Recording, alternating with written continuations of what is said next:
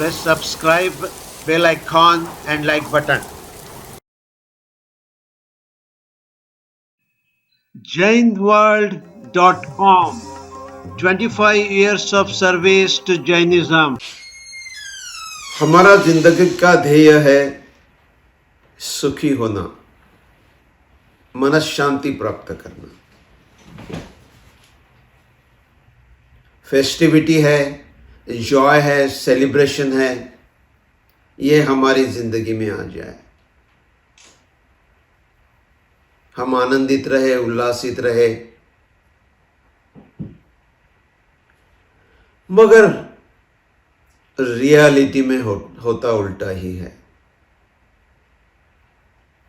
भगवान महावीर कहते हैं कि अज्ञानी की सारी क्रियाएं व्यर्थ है। और हमारी जिंदगी में भी हम देखते हैं कि मेजॉरिटी बातें जो है कि हम अज्ञानी की तरह करते चले जाते हैं।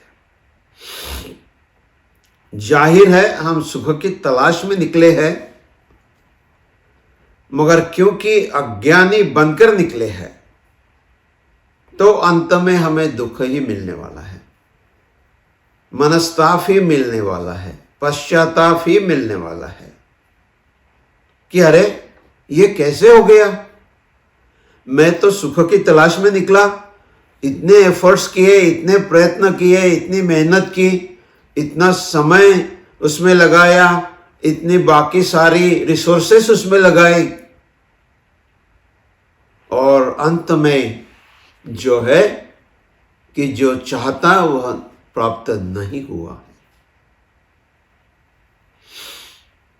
कारण बहुत सिंपल है कि जो हो रहा है उसे हम सही ढंग से जानते नहीं।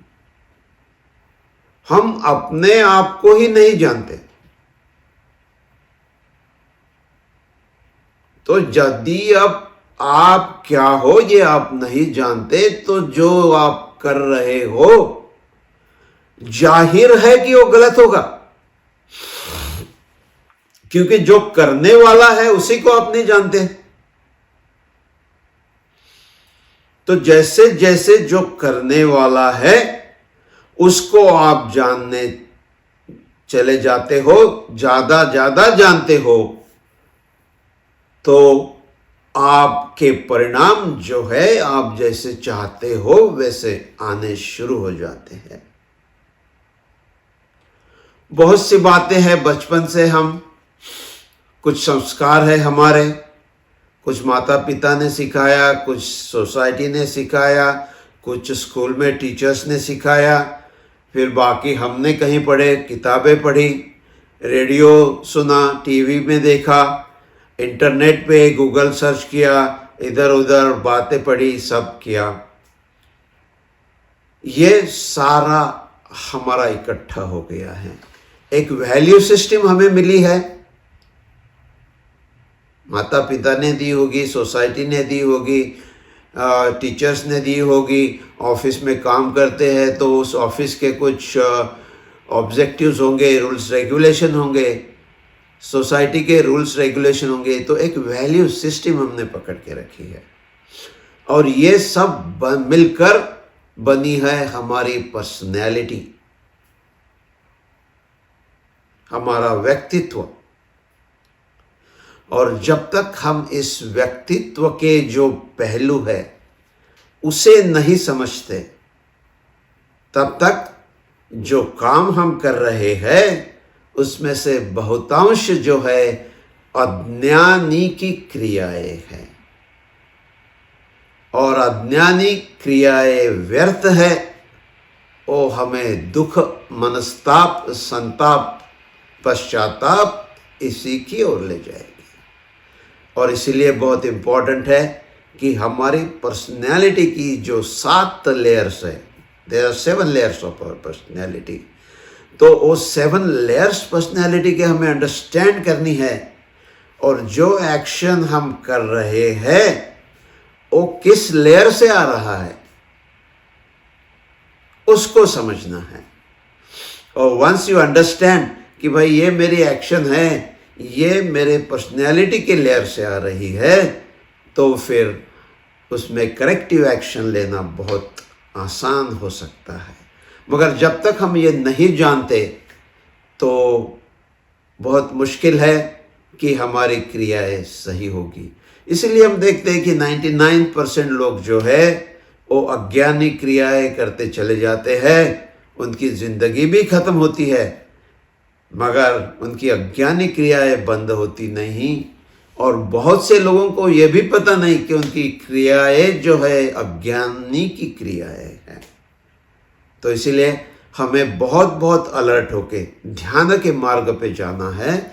तो ये अपनी पर्सनैलिटी की जो 7 लेयर है, कभी 8 भी है मगर 7 पकड़ लेते हैं, और उससे जानकर हमें करेक्टिव एक्शन लेते चलने चाहिए। तो चलिए और ज़्यादा कर हम इस 7 लेयर को जानने की कोशिश करते हैं। तो सबसे पहली लेयर, आउटर मोस्ट लेयर जो है हमारी इंद्रिया, जो हमारी 5 इंद्रिया है, स्पर्श रस घ्राण चक्षु और कर्णेंद्रिया, हम सब जानते हैं।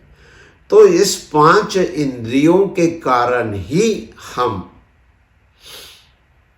बाहरी व्यक्तियों से, बाहरी वस्तुओं से जुड़े हुए हैं। ये 5 इंद्रियां नहीं होती तो हम नहीं जुड़ते। एक इंद्रिय जीव है, एक ही इंद्रिया है, तो उनकी जो है कनेक्टिविटी बहुत कम है। मगर हम क्योंकि सौदनी पंचेंद्रिय है, 5 इंद्रिया है और मन भी है साथ में, तो हमारी कनेक्टिविटी बहुत है, बिग है। मगर ये कनेक्टिविटी जो है हमारे इंद्रियों के माध्यम से है। हम देखते हैं, हम सुनते हैं, हम स्पर्श करते हैं, कुछ वस्तु है उसकी स्मेल ये हम लेते हैं, तो सारे 5 इंद्रियों से हम जुड़ गए हैं। मगर इसमें से बहुत सी जो है कि नेचुरल फंक्शनिंग नहीं करती है, वो करप्टेड है। तो इस बात को हमें जानना है कि हमारी कौन सी इंद्रिया कहाँ करप्टेड है और नेचुरल से कितनी दूर चली गई है। और इसलिए हम कायोत्सर्ग करते हैं, इसलिए हम शरीर परीक्षा करते हैं। शरीर परीक्षा क्यों करते हैं? कि यही जानना है कि कौन सी इंद्रिया कैसे फंक्शन कर रही है और कौन से इंद्रियों को कैसे हमें काबू में रखना है। इसीलिए शरीर परीक्षा बहुत इंपॉर्टेंट बात है। तो शरीर परीक्षा के द्वारा हम अपनी इंद्रियों की जो है कितने करप्ट हो गए हैं, इसको हमें पहचानना है। हम देखते हैं कि एनिमल जगत में है और हमारे इंद्रियों में बहुत फर्क है। एनिमल जगत में mostly they are in the natural form, मगर हमारी जो है कि बहुत सी बदल गई है। सिंपल एग्जाम्पल हम लेते हैं कि भूख लग गई है, हम खाना खा लेते हैं, कुछ खा लेते हैं। भूख हमारे कितनी जेन्युइन होती है हम ये देखते नहीं हैं। अरे 12 बज गए, हाँ 12 बज गए, सुना देखा घड़ी तो भूख लग गई। असली पेट में भूख है कि नहीं इसकी हमें कोई फिक्र ही नहीं है। घड़ी ने कहा 12 बज गए तो इधर हमारी भूख लग गई। दिस इज द करप्ट जो है हमारी इंद्रिया फंक्शन, हम ऐसे कर रहे हैं। शाम को अरे 7 बज गए, खाना तो खाना पड़ेगा। पेट में भूख कितनी है इसकी हमें अवेयरनेस नहीं, अलर्टनेस नहीं कि असली भूख पेट की है तभी हम खाना खाएं। इस चीज को हम भूल गए। घड़ी के हिसाब से हमारा खाना हो गया, घड़ी के हिसाब से हमारी भूख हो गई। 12 बजे नकली भूख लग जाती है, 7 बजे नकली भूख लग जाती है, 3 बजे चाय का टाइम हो गया, कॉफी टाइम हो गया, असली नहीं है। तो जो इंद्रिया, सारी इंद्रिया हमारी जो है ऐसे ही, तो जो जिंदगी से, जो जीवन से जो हम जुड़ना चाहिए वो हम जुड़ते नहीं हैं। जिस चीज से केवल हमारा मन कहता है, हमारी बुद्धि कहती है, उसी चीज से हम जुड़े जाते हैं। और इसलिए बहुत सी इंद्रियां जो है उसकी असलियत, उसकी जो कैपेसिटी है उतनी काम नहीं करती है।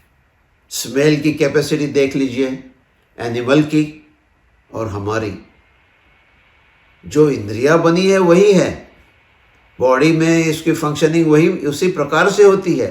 मगर एक डॉग की स्मेल देखिए, वेरी सेंसिटिव। हम, क्योंकि हमने उस पर ध्यान नहीं दिया है। टच जो है, स्पर्श की जो है हमारी, वो देख लीजिए, और किसी एनिमल्स की देख लीजिए, they are more sensitive to the touch than, because we lost the sensitivity. तो जिंदगी से जुड़ने की जो हमारी पॉसिबिलिटीज है एक एक करके हमने क्लोज कर दी है। बाहर निकले हम, पंछी गीत गाता है, हमें सुनाई नहीं देता,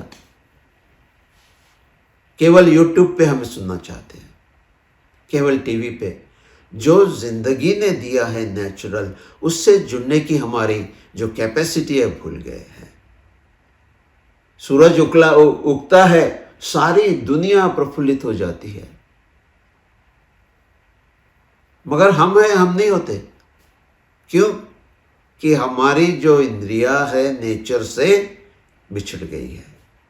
एक फूल है, फूल भी खिलता है, कली है, खिल रही है, मगर हमारे अंदर कुछ नहीं खिलता। तो जो इंद्रिया है, फिजिकल सेंसेस जो है, उसके बारे में जागरूकता बहुत बहुत आवश्यक है। नहीं तो जिंदगी की बहुत सारी चीज़ें हम खोते चले जाएंगे।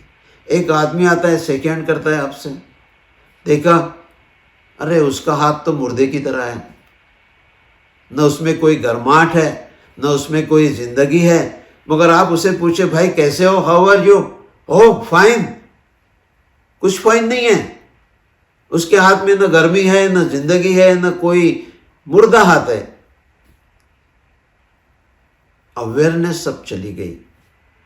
एक है, हाँ फाइन, कैसे हो भाई साहब? बहुत अच्छे है सर, राम जी की कृपा है, ईश्वर की कृपा है। आंखों में देखे उसके, आंखें मरी हुई है, कुछ नहीं। हाँ, मगर कहता है एवरीथिंग फाइन। क्या हुआ? जो हो रहा है अपनी इंद्रियों से हम पूरे बिछड़ गए हैं। लोग तो आंखों में आंखें डालना भी भूल गए, है ना? क्यों? कि डरते हैं। तो हमारी इंद्रिया जो है, जो नेचुरल उसकी सेंसेस है, उसके प्रति हमें जागरूक होना है, उसको बढ़ाना है। तो उसकी लेयर जब तक प्योर नहीं होती है, तो जो हम देखते हैं, जो फील करते हैं, वो जिंदगी से बहुत अलग, बहुत दूर हो जाती है। तो जिंदगी जो हमें फील कर सकते हैं, हम फूल खिल रहे हैं तो हमारे अंदर भी कुछ खिलना चाहिए। पक्षी गीत गाते रहे, हम सुनते हैं, तो हमारे हृदय में भी कुछ झंकृत होना चाहिए। हमारे हृदय की वीणा में झंकार आनी चाहिए। सूरज उग रहा है, हमारे ज़िंदगी में हमारे दिन की भी शुरुआत उसी तरह प्रफुल्लित होनी चाहिए। मगर क्योंकि इंद्रिया जो है वो हमने विकृत कर दी है, उसकी ओरिजिनलिटी एक को हम भूल गए हैं। तो एक physical senses very important layer जो हमें असलियत से दूर कर देती है। सेकंड है कि कम्युनिकेशन। आदमी जो है, ही इज ओनली कम्युनिकेशन, है ना? हम दूसरे से जुड़ते हैं किस लिए? कम्युनिकेशन कुछ करना चाहते हैं, कुछ कम्युनिकेशन लेना चाहते हैं। एक बच्चा जो भी है अभी पैदा हुआ है, he wants to also communicate, और होता है।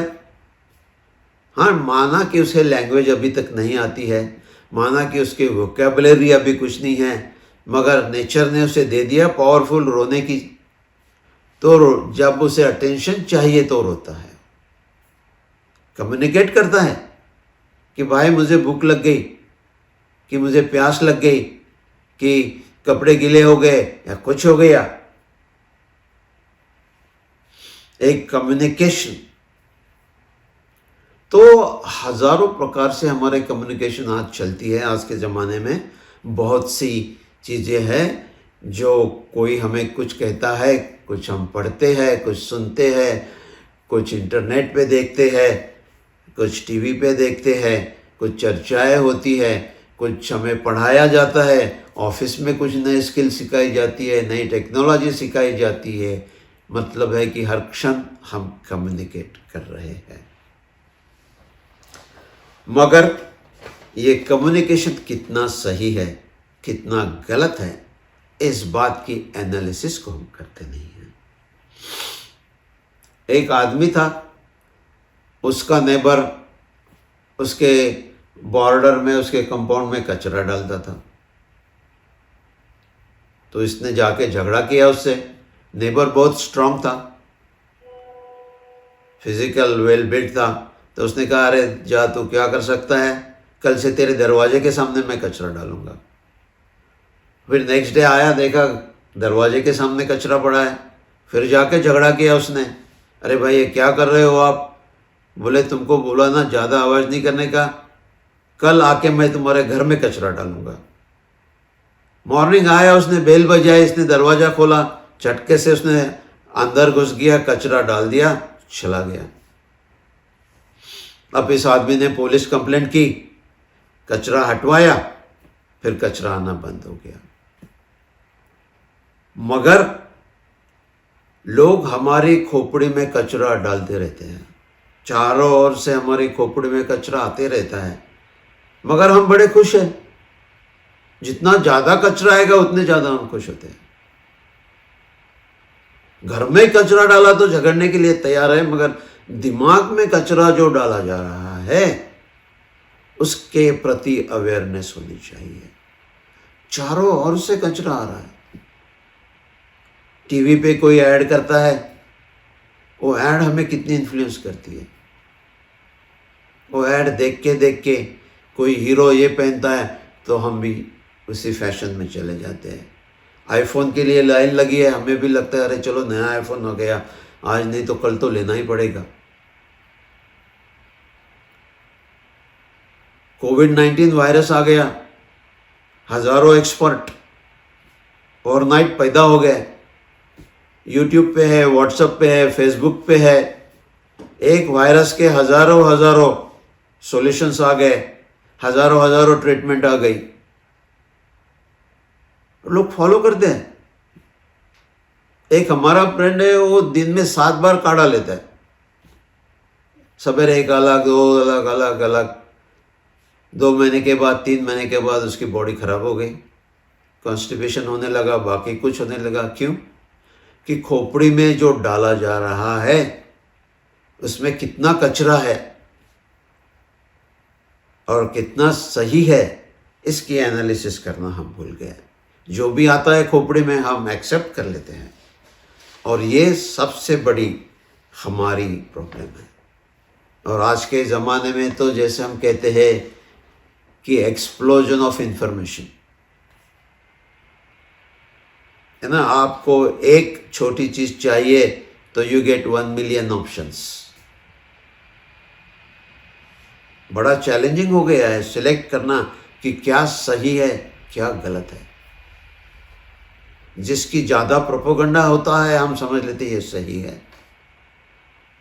तो बहुत बड़ी अवेयरनेस की आवश्यकता हमें इसलिए है कि इस चीज़ को हमें बहुत केयरफुली सिलेक्ट करना है, एनालाइज करना है। और इसलिए जितने भी रॉन्ग कम्युनिकेशन चैनल है उसको धीरे धीरे क्लोज आउट करते चले जाना है, ताकि इंफॉर्मेशन ओवरलोड जो है आज का problem, today's main problem is information overload, कि ये इंफॉर्मेशन हम राइटली प्रोसेस करने का हमारे पास समय नहीं है। तो कोई भी रॉन्ग पकड़ के हम उस हिसाब पे चले जाते हैं। तो 1 साल में कोविड का जो हुआ है उसकी एनालिसिस आप कर लेंगे तो आपको पता चलेगा कि 99% इज अ रियल जोक।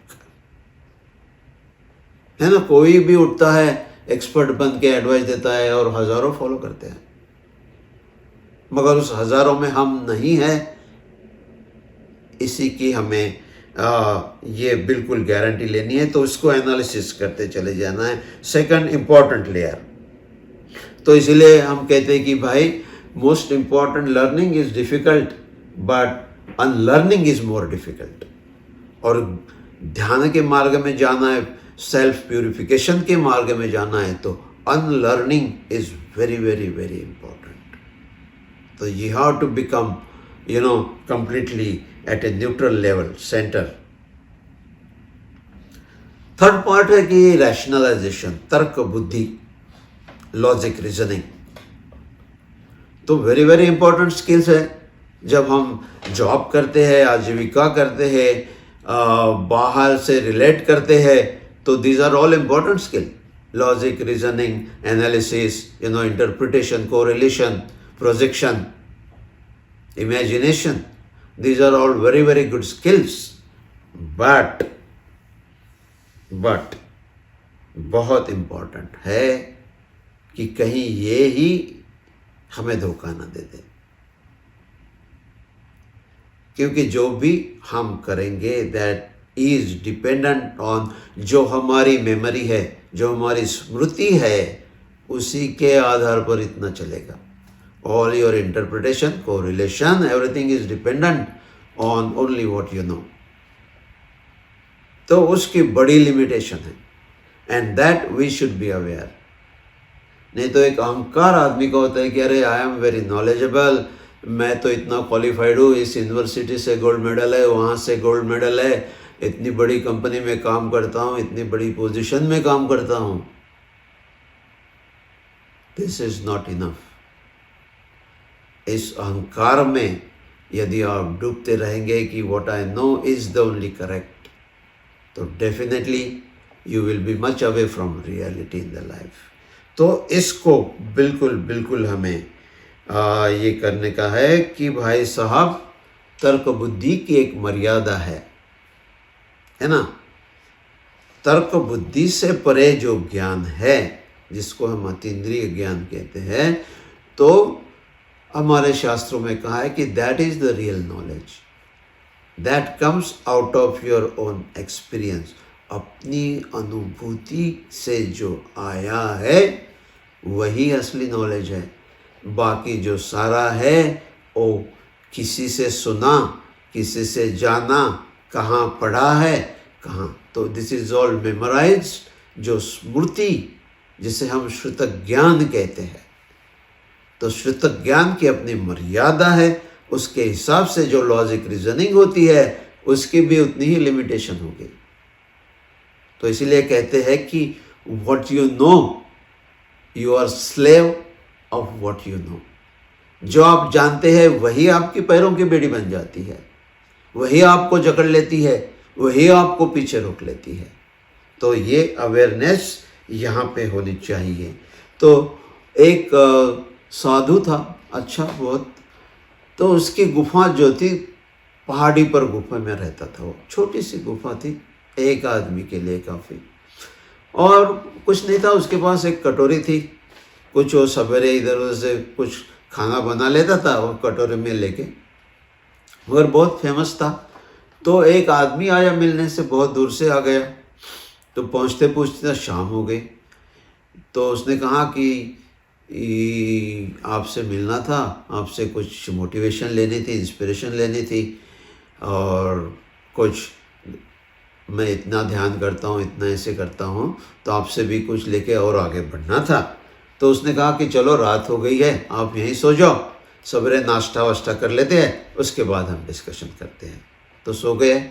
सवेरे ये साधु उठा, उसने कुछ सूप बनाया, मगर उसके पास तो कटोरी एक है और आज एक मेहमान है, तो क्या करे। तो बाहर चला गया, इधर उधर वो जंगली था। तो एक खोपड़ी मिल गई आदमी की, मरे हुए आदमी की खोपड़ी है, मतलब मरे हुए आदमी की है। तो लेके आया हूँ, उसको थोड़ा पानी से क्लीन विन किया, उस खोपड़ी में सूप डाला, एक बाउल में डाला अपने, और खोपड़ी जो है गेस्ट को दे दी, बाउल अपने पास रख लिया। तो गेस्ट तो नाराज हो गया, झट से उठ गया, बोले क्या है, खोपड़ी में सूप दे रहे हो मुझे, मजाक कर रहे हो मेरी, खोपड़ी में कौन सूप पीता है, मरे हुए आदमी की खोपड़ी अपवित्र। साधु ने कहा, अरे तू ज्ञान की बातें सुनने आया, ध्यान की बातें सुनने आया, तप की बातें सुनने आया, मगर तुझे इतना पता नहीं कि जिस मिट्टी से ये कटोरी बनी है उसी मिट्टी से खोपड़ी बनी है। ये तेरे तर्क बुद्धि, लॉजिक, रीजनिंग ने तुझे गुमराह कर दिया कि ये खोपड़ी है, ये अशुद्ध है, इसमें कुछ नहीं करना है, और ये बाउल, मगर दोनों एक ही चीज से बने, एक ही मिट्टी से बने हैं। तो तर्क बुद्धि जो है हमें रियलिटी से बहुत दूर कर सकती है, और इसलिए तर्क बुद्धि की जो लेयर है उसके पार हमें चले जाना है। तो जैसे एक प्याज होता है, प्याज हम छिलते चले जाते हैं तो बाहर ऊपर एक लेयर होती है, थोड़ी थिक होती है, जाड़ी होती है, रफ होती है, उसको निकाल दिया, फिर अंदर एक लेयर होती है वो निकाल दी, फिर अंदर होती है तो थोड़ी स्मूथ, थोड़ी सॉफ्ट लेयर बनती चली जाती है, उसको निकाल दिया, उसको निकाल दिया, आखिरी में कुछ नहीं बचा।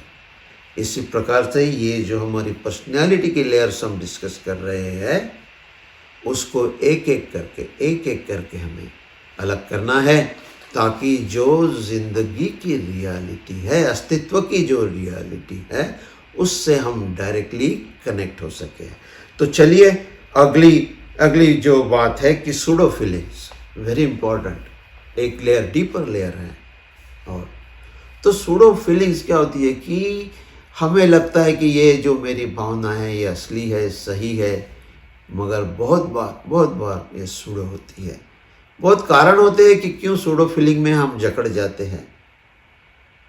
कुछ परंपराएं चली आती है, कुछ सोशल कस्टम्स होते हैं, कुछ विचार करने की परिस्थिति होती है, तो हम समझते हैं ये मेरी जो फीलिंग है सही है।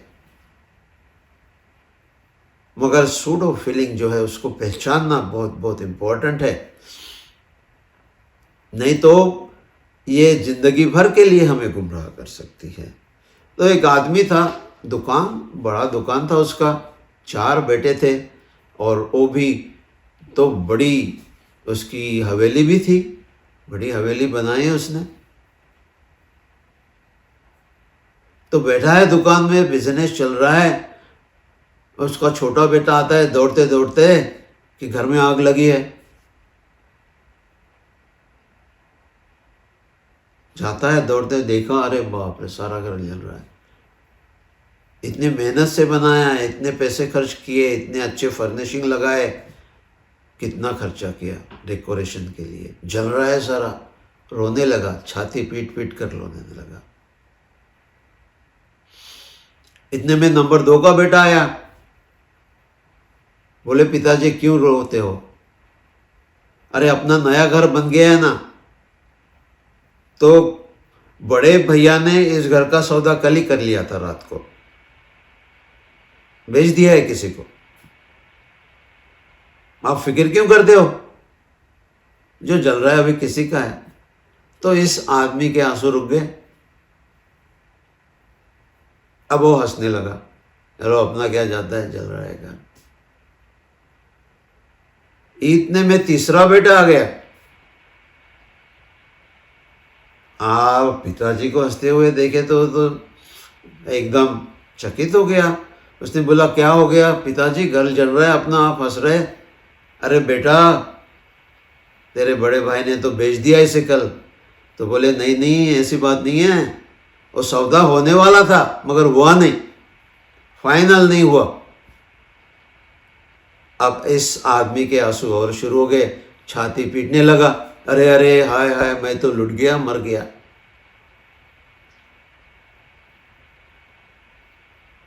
फिर बेटा आया बड़ा, उसने कहा पिताजी फिक्र मत करो, इसका मैंने इंश्योरेंस बना लिया है, घर जल भी गया तो हमें इंश्योरेंस के पैसे मिलेंगे, फिर वो आदमी खुश हो गया। तो जो उसकी फीलिंग्स है, जो 1 मिनट में रो रहा है, 1 मिनट में हंस रहा है, फिर रो रहा है, फिर छाती पीट रहा है, क्या है? These are all what is known as pseudo feelings. घर जलने से उसका कोई रिलेशन ही नहीं है। लगता है कि घर जलने के कारण वो रो रहा है, नहीं, 4 बार उसकी फीलिंग बदल गई। तो this is a pseudo feeling, a good example of A pseudo feeling. तो बहुत सी ऐसी सूडो फीलिंग्स हमारी जिंदगी में होती है, संस्कारों के कारण, परिस्थितियों के कारण, सोशल कस्टम्स के कारण, हजारों साल से कुछ चली आती है, उसी के कारण ये सूडो फीलिंग होती है। तो एक आदमी था, शादी वादी हो गई थी, बहुत खुश था, अपनी बीवी से बहुत प्यार करता था, सबको जताता था, अरे यार मेरा प्यार तो बिल्कुल असली है, मेरा प्यार तो बिल्कुल ये है। कुछ दिन बीत गए और उसकी बीवी किसी के साथ भाग गई। अब वो छाती पीट कर रोने लगा, अरे एक ऐसी बेवफा औरत निकली। जो फीलिंग अब उसकी है और जो फीलिंग कुछ दिन पहले थी, क्या है? तो जो फीलिंग वो कह रहा था कि मेरा प्यार है, वो सूडो था, असली नहीं था। यदि असली प्यार था तो छोड़ के भी चली गई तो भी वो प्यार वैसे ही रहेगा, मगर था सूडो, लगता था प्योर मगर नहीं। तो इसलिए सूडो फीलिंग्स जो है बहुत सी होती है, रोने धोने की होती है, कोई मर गया रोने की, कुछ समाजों में तो प्रोफेशनल लोग आते हैं रोने के लिए, रोने धोने के लिए। एक पिक्चर आपने देखी होगी, रुदाली। तो रोने धोने के लिए कुछ सोसाइटी में कस्टम है, कुछ इसमें कस्टम है कि बाहर से लोग आते हैं, 1 घंटा 2 घंटा रो लेंगे, अपना पैसा लेके चले गए। जो है काम रोना धोने का, वो जो है डेलीगेट कर दिया हमने किसी और को। तो ये जो रोने धोने की भी जितनी भी प्रक्रिया है, उसमें ये भी हमें देखना है कि ये रियल है कि सूडो है, बिकॉज इसमें बड़ा धोखा हो सकता है। तो pseudo feeling is another deeper layer which is very very important to understand. तो नेक्स्ट लेयर जो है कि ओवरलैपिंग फिजिकल सेंटर्स। आजकल के ज़माने में ये बहुत ज़्यादा है, पुराने ज़माने में इतनी नहीं थी। और उसका कारण जो हमने आगे पहले देखा था, communication, too much of communication के कारण ये ओवरलैपिंग सेंटर्स की जो है आज ज़्यादा। तो एक एग्जाम्पल से उसे समझ लेने की कोशिश करते हैं कि ओवरलैपिंग सेंटर्स कैसे होते हैं। तो सेक्स है, काम वासना जो है, definitely one of the prime factors in our life, सबकी ज़िंदगी में है, क्योंकि हम पैदा ही हुए हैं हमारे माता पिता की काम वासना के कारण, है ना। तो हमारा जन्म ही काम शक्ति के कारण हो गया है और हमारी ज़िंदगी की बहुत बहुत इम्पोर्टेंट प्राइम मूवर है। जैसे भूख है, वैसे सेक्स एनर्जी जो है प्राइम मूवर है। तो आज के ज़माने में इतना एक्सपोजर है कि पोर्नोग्राफी है सब जगह, और पोर्नोग्राफी के कारण जो हमारा सेक्स सेंटर है वो हमारे दिमाग में शिफ्ट हो गया है। तो लोग बैठे बैठे ही इमेजिन करते रहते हैं सेक्स की बातें। तो जो सेक्स सेंटर है हमारा, वो दिमाग में शिफ्ट हो गया है। This is just one good example. Like that there are several जो हमारे बॉडी सेंटर्स है वो शिफ्ट हो गए हैं। तो एक बैठ के हमें एनालिसिस करते जाना है कि मेरे जो बॉडी सेंटर से कैसे कहाँ शिफ्ट हो गए हैं और उसको फिर से नेचुरल पोजीशन में हम कैसे लाए। और जब तक वो शिफ्टेड है तो जो है कि हमारी बिहेवियर जिसे हम कहते हैं कि विकृत हो जाती है। तो जो हमारी बिहेवियर में विकृति आती है उसका one of the reason is जो हमारे बॉडी सेंटर्स है, इस रॉन्ग कम्युनिकेशन के, रॉन्ग एक्सपोजर के कारण, बहुत ज़्यादा एक्सपोजर के कारण वो बॉडीली शिफ्ट हो गए हैं। तो जहाँ स्टीयरिंग व्हील है वहाँ हमने डिक्की लगा दी है, जहाँ डिक्की है वहाँ स्टीयरिंग व्हील लगा दिया है, तो गाड़ी चलने में डिफ़िकल्टी हो ही जाएगी।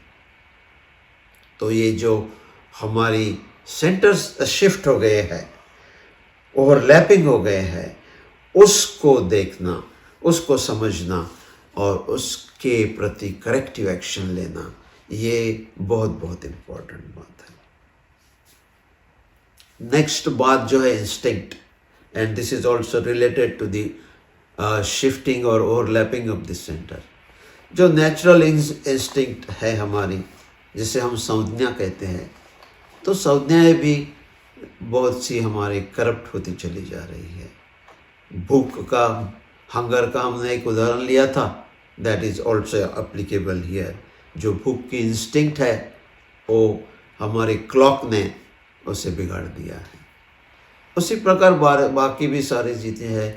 नींद आती है हमें, तो आजकल जो 10 बजे नींद आती है, तो जो फेसबुक है, ट्विटर है या यूट्यूब है या जो भी चल रहा है, इंटरनेट कनेक्शन है या गपशप है, इसके कारण ये जो है अब लोग 10 बजे नहीं 11 बजे, 12 बजे, 1 बजे, 2 बजे सोने लगे हैं। तो नेचुरल जो इंस्टिंक्ट जो हमारी है वो भी हम करप्ट करते चले जा रहे हैं, बहुत बहुत ज़्यादा करप्ट करते चले जा रहे हैं। और लोग सवेरे उठने की जो इंस्टिंक्ट है नेचर के साथ, सारी दुनिया, सारा नेचर जाग जाता है, मगर क्योंकि हम लेट सोते हैं तो लेट उठते हैं। लोग 8 बजे, 9 बजे, 10 बजे, और छुट्टी के दिन तो कोई कोई लोग 11-12 बजे भी उठते हैं। 12 बजे भी उठाया, किसी का फ़ोन आ गया, अरे क्या, अरे यार क्या, अभी तो 11 ही बजे, क्या उठा दिया तूने मुझे, है ना। तो जो नेचुरल इंस्टिंक्ट है, जो संज्ञा है, जो नेचुरली काम करनी चाहिए, उसको हमने करप्ट करके रख दिया है। Next deeper layer is intuition. Intuition is really very very important. और हम कहते हैं कि यार मेरी इंट्यूशन है ऐसा, तो मैंने कर लिया, ये मेरी इंट्यूशन से आ गया आदेश। तो intuition definitely, if it is not corrupted, it is extremely important and very valuable source for decision making. Definitely, as much you can connect to the your instinct and take a decision is good, but provided it is not corrupt. If it is corrupt, then you will take wrong decision, definitely. तो एक छोटे से उदाहरण से उसे समझ लेते हैं कि इंस्टिंक्ट कैसे करप्ट हो जाती है। तो बैजू बावरा का उदाहरण ले लेते हैं। तो बैजू बावरा की एम, ऑब्जेक्टिव जो थी कि तानसेन से बदला लेना है, क्योंकि तानसेन से कारण उसके फादर और उसकी जो ग्रुप के सारे साधु थे उनको फांसी हो गई, उनको मृत्युदंड हो गया, और क्योंकि ये छोटा बच्चा था उसे छोड़ दिया गया। तो उसकी लाइफ की ऑब्जेक्टिव थी कि तानसेन से बड़ा संगीतकार बन के तानसेन को डिफीट करके, और फिर जो रूल था कि यदि जो तानसेन से डिफीट करेगा तो उस दिन तानसेन को मार दिया जाएगा। तो इसलिए वो बहुत तपस्या कर रहा है, बहुत संगीत सीख रहा है, मगर उसे सफलता नहीं। उसकी आंखों में आंसू है, अपने गुरु के पास गया, रो रहा है कि मेरी जिंदगी का तो एक ही ध्येय है और नहीं हो रहा है। मैं संगीत इतना अच्छा करता हूँ मगर तानसेन को जीत सके। तो उसके गुरु ने उसे कहा कि देखो, ये जो तुम्हारी इंस्टिंक्ट है, इंट्यूशन जो है, ये गलत है। तुम गलत चीज को पकड़कर संगीत का अभ्यास कर रहे हो, तो तुम कभी सफल नहीं होगे। तो ये जो इंट्यूशन तुम्हारी है, इसको आप बदल दो, कहो कि प्योर संगीत, बस संगीत सीखना है, बदला लेना है, इस भावना को निकाल दो। जिस दिन तुम इस भावना को निकाल दोगे उस दिन तुम संगीत में सबसे अच्छे बन जाओगे। और फिर कहते हैं कि बैजू बावरा ने कोशिश की, जो बदले की भावना थी वो जो थी उसने निकाल दी, प्योर संगीत। और फिर कुछ ही दिनों में वो सबसे बड़ा संगीतज्ञ बन गया। बैजू बावरा ने फिर तानसेन से मुकाबला किया और संगीत में तानसेन को हरा दिया। और राजा ने डिक्लेयर किया कि अभी तानसेन को मरना पड़ेगा, मगर बैजू बावरा ने कहा कि ए राजा, इस संगीत को जीतने के बाद तुम मुझे एक वरदान दे रहे थे कि मैं कुछ भी मांगू आप मुझे दे दो, तो मैं तुम्हें तानसेन के जिंदगी की भीख मांगता हूं। उसे नहीं मारना है, उसे जिंदा छोड़ो, क्योंकि वो भी एक बड़ा संगीतज्ञ है।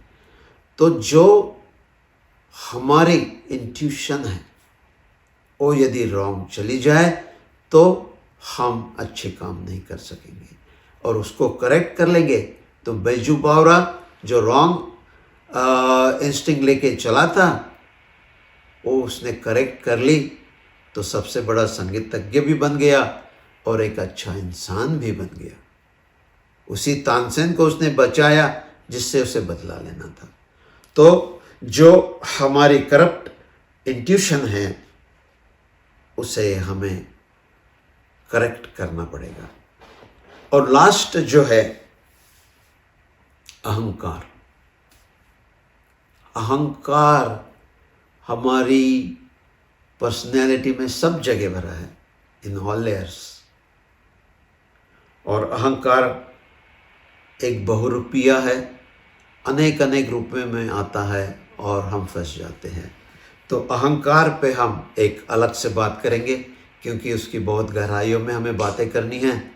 तो यहाँ पर बस इतना समझ लेना है कि अहंकार हमारी सारी लेयर्स में है, और उसको, उसके सारे जितने पहलुओं को हम जान सकते हैं उतने हम अपनी जो पर्सनैलिटी है उसकी सही पहचान कर सकते हैं।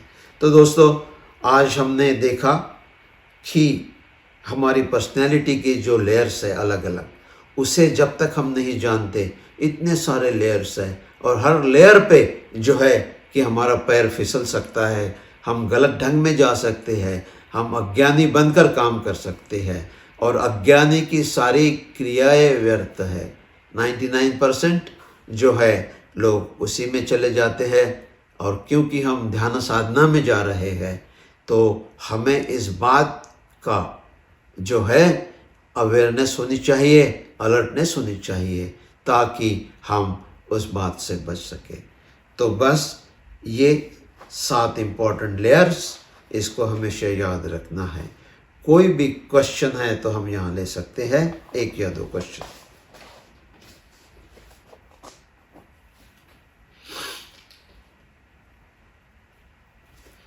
तो चलिए 3 ओम करके हम आज का सेशन यहीं ख़त्म करते हैं। 3 बार ओम, बहुत गहरा, बहुत खींचना है उसे, और जो वाइब्रेशन है, main focus on the vibration. हम वो वाइब्रेशन कहाँ कहाँ हमें इंटरनली अफेक्ट कर रहे हैं। तो चलिए 3 बार ओम। ओम